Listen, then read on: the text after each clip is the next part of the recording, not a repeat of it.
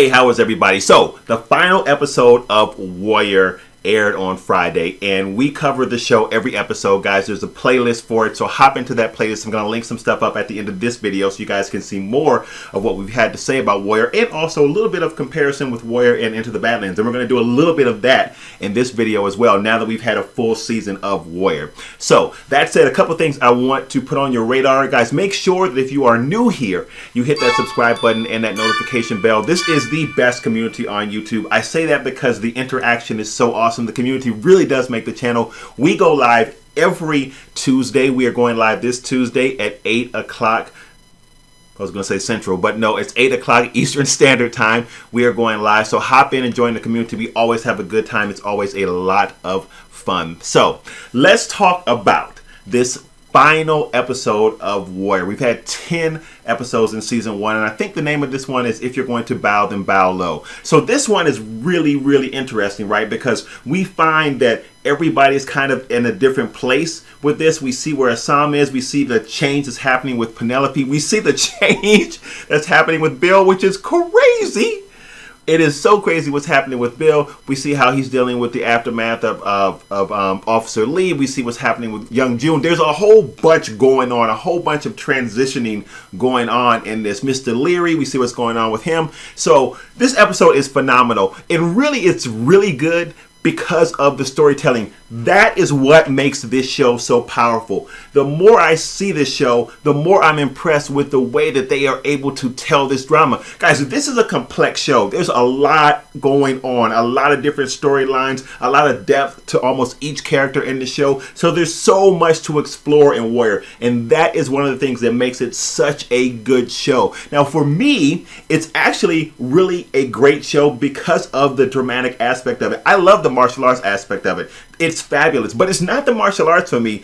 It is the drama. For me, the martial arts accents the drama of the show, and the way that they tell the story is phenomenal. So in this episode, we do find Ah Sahm at his low point. He knows that he is not the top of the food chain now, so to speak, when it comes to fighting, because he's lost. He's been humble. And we start this episode out with seeing him in that humble position. He goes from kind of this elevated position with the hop way to essentially really kind of doing the grunt work, so to speak, or the work just to get by, just to live with the rest of the Chinese that are there in Chinatown. He finds himself in a place of humble position, but at the same time in a place where he is actually able to see a view of what it is that's happening with his folks on the whole. Because when he was positioned as a hopway, or kind of that higher tier, it was not a reality of what was going on with the whole of Chinatown. So we find him in a position where he is able to identify really with his countrymen and to understand kind of what they're going through here in America. So we see all of that happening. We see how he's dealing with that, and we see really a denial of who he is. He does have a higher set of skills. He is able to do more than just his average countryman,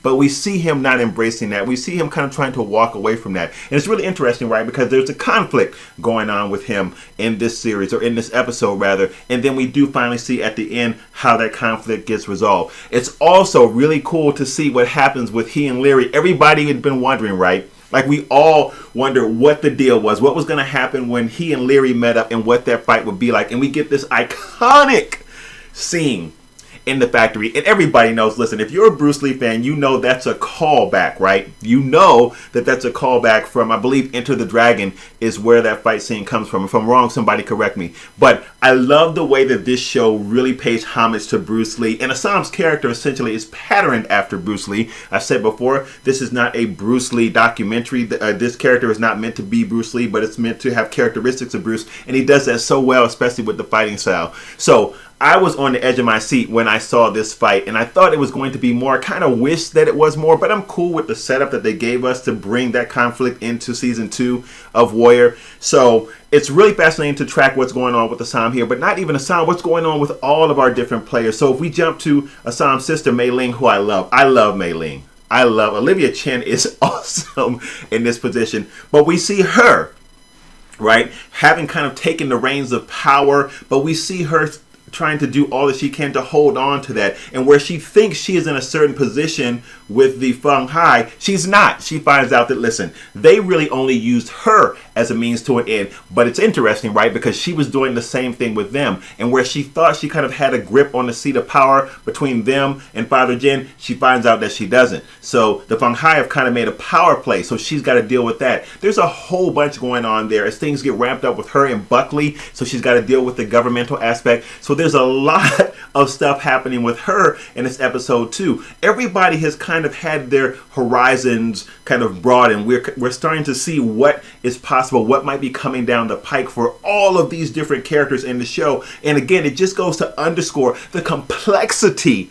of telling a story like what's being told in Warrior and how well they do it. It's phenomenal.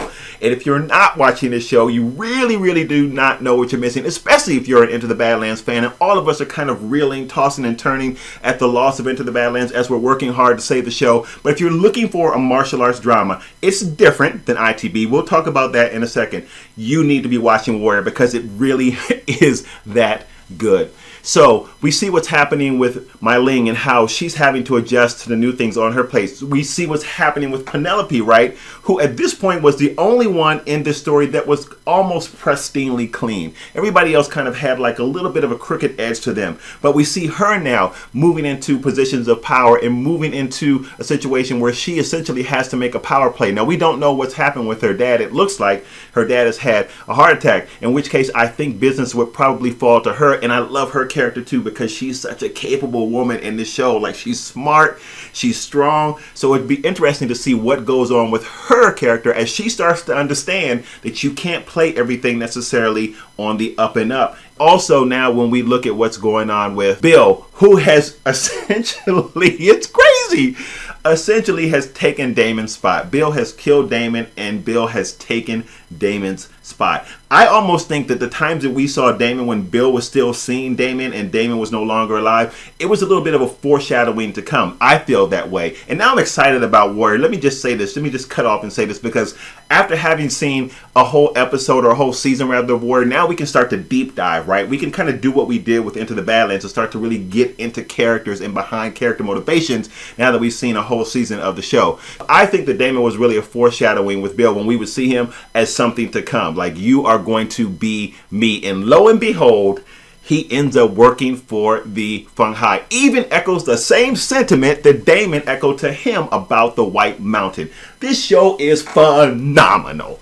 I mean, the storytelling is awesome. So much going on in this final episode. It was a great finale. Really looking forward to season 2. That said, you guys, let's talk about Warrior in relationship to Into the Badlands. I feel like now it's really appropriate to do that. And I've made some comments here and there, but now we've had a full season of Warrior, so now we can kind of look at the two and talk about what's what. So I do want to say at the outset, these are two different shows. You've heard me echo that before if you've been on the channel. They are very much two different shows. They are similar in that they are martial arts. I would consider them both martial arts action dramas. I would consider Warrior much more a martial arts drama than an action drama in the sense that Into the Badlands is. So how do these shows stack up? Well, before, I made a video a while ago where I was saying that Warrior is not as good as Into the Badlands. I'm going to retract that statement. And here's why.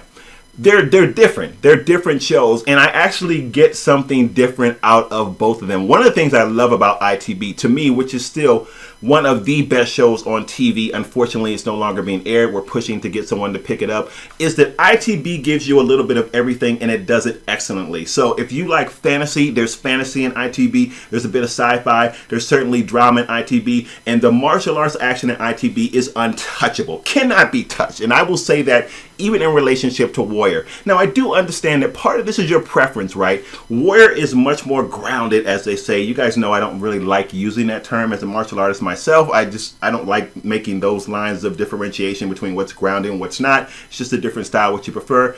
But Warrior is grounded in the sense that you don't really kind of have the high-flying martial arts. You have the kind of straightforward combat that you might see in the street or something like that in Warrior. Now, Into the Badlands is different in the sense that it's much more traditional, kind of the old school kung fu, what you might see when I was a kid on Saturday mornings. They used to call it kung fu theater, then they changed it to action theater, and then they changed it to black belt theater.